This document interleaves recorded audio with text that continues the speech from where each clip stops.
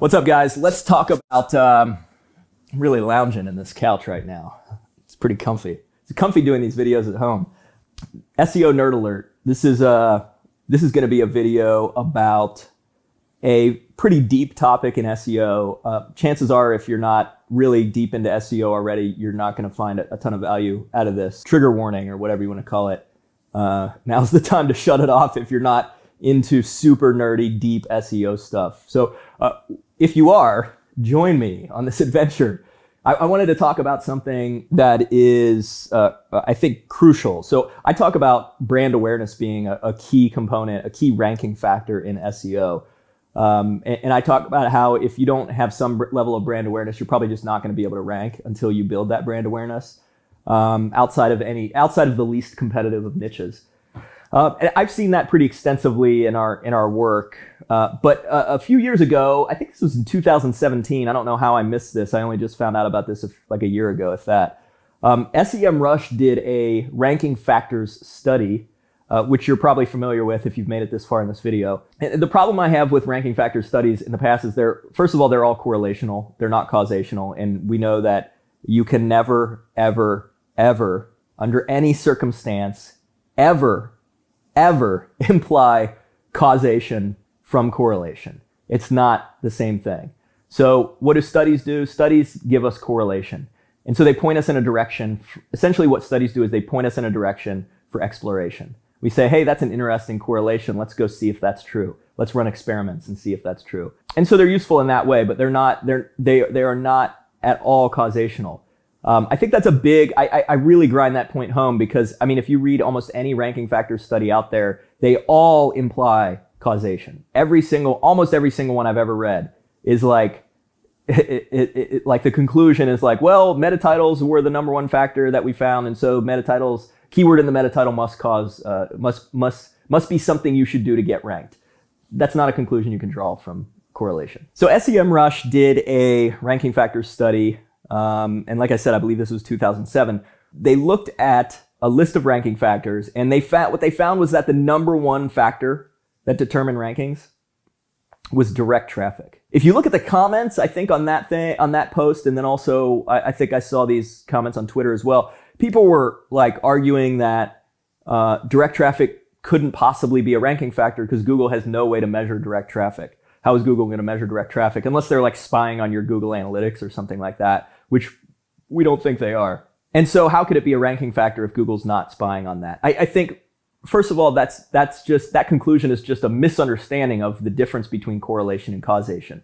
Any ranking factor study, any study at all, is a correlation between certain things. So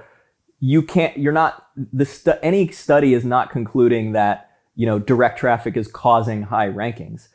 The study is only concluding that direct traffic correlates with high rankings. In other words, a lot of the high ranking sites also have a lot of direct traffic. That's not really what you should conclude. That said, I also understand why people do that because, like I said, all the studies sort of imply that there's a causal effect here, and that's just not something you can conclude. It makes sense why people reading those studies would draw that conclusion that even the authors are basically drawing.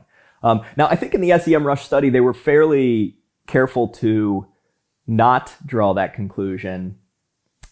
Although if I remember, I haven't read it in a little bit, but if I remember right, they were a little wishy-washy about it. I think at one point they specifically say correlation is not causation, but then I think later on they say like, well, you should probably try to get more direct traffic, or they do something like that, and it's like they confuse the issue.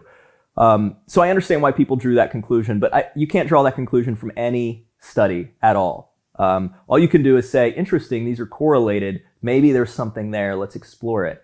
But I actually think that SEMRush ranking factors study was the best ranking factors study to date. That's all that stuff, all those caveats aside.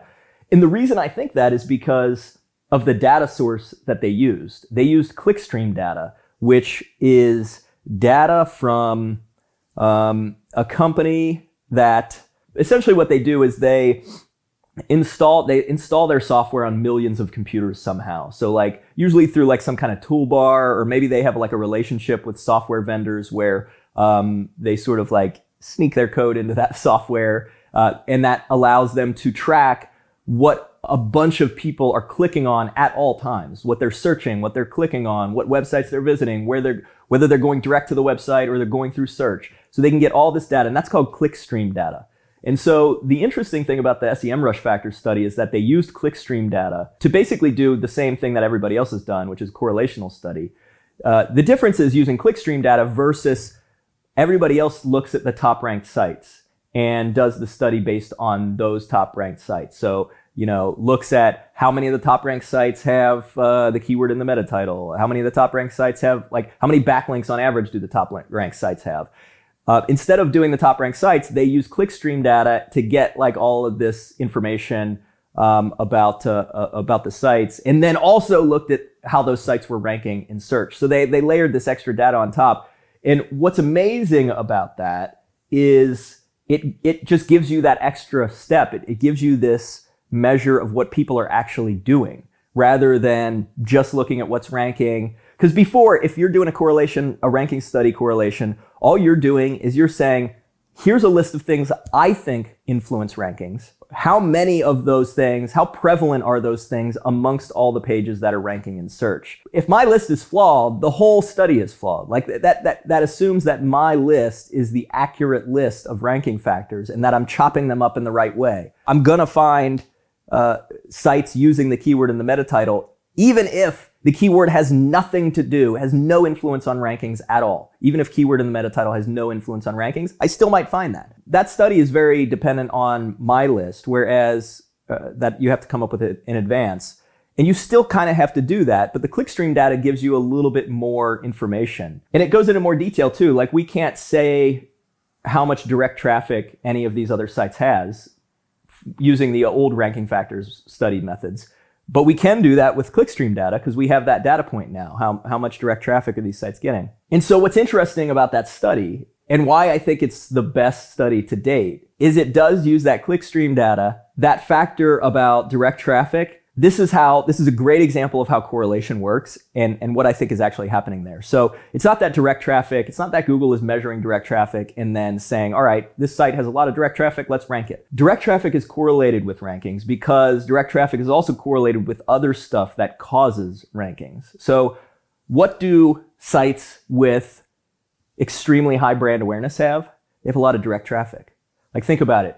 eBay.com, right? If you're going to go shop for something used, right, buy used sporting equipment, you probably are not going to Google used sporting equipment. You're probably either going to go direct to Facebook Marketplace or Craigslist or eBay.com.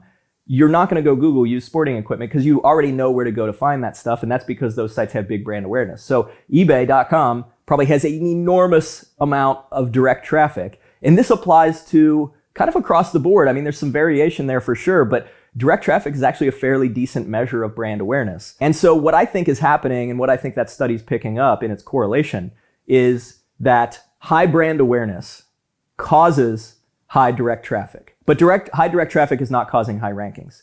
High brand awareness also causes these user behavior signals that Google can measure, such as click-through rate and brand name searches in Google search and things like that. Brand awareness causes those signals to increase, and those signals cause rankings to increase. And so what you see is that you see direct traffic tied over here to brand awareness, and both of those increase. They're correlated, so they both increase at the same time.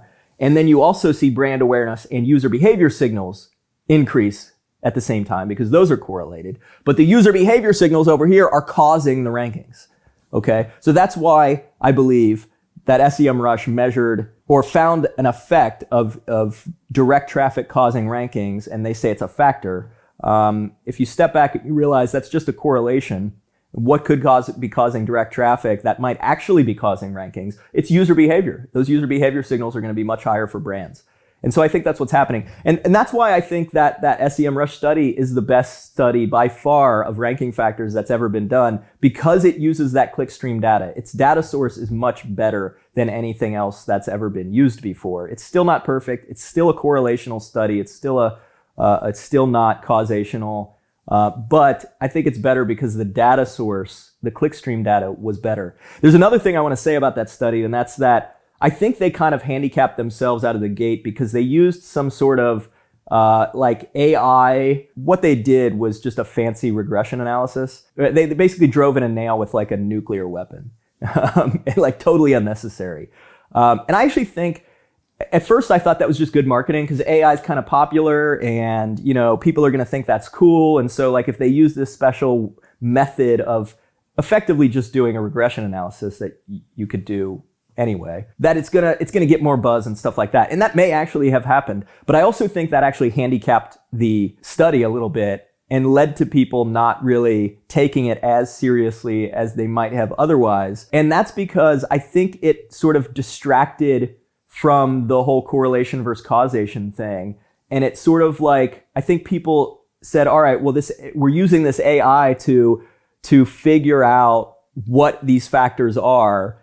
And the implication there is that it's like a better method than people have used in the past. And that maybe it's more causational. Maybe it's implying causation just a little bit more than they were before. And it's not. It's just a regression analysis. They probably would have got the exact same answers or very close to the same answers if they used a simple regression. And so I actually think that in the long run, that might have handicapped that study a little bit because it made people really focus on this causation idea. And that's just not something you can do with any study. If they would have just said, hey, we have better data. Here's a correlational study, just like everyone out there, just like every other ranking factor study out there. But we have all this clickstream data, which is way better than anything else used in any of these other studies, and then just done a simple multiple regression on it like everybody else did. I think the takeaways would have been absorbed more clearly, more effectively. And I don't think people would have been sort of arguing that direct traffic drives high rankings. I think they would have saw that as a correlation as it is. But anyway, I think that study's amazing. Of all the ranking factor studies out there, that's the best one. But also remember, it's correlation, not causation. And correlation just gives you some direction or some interesting places to look that may be causing, but probably are not directly causing. Yeah, that's it, guys. See ya.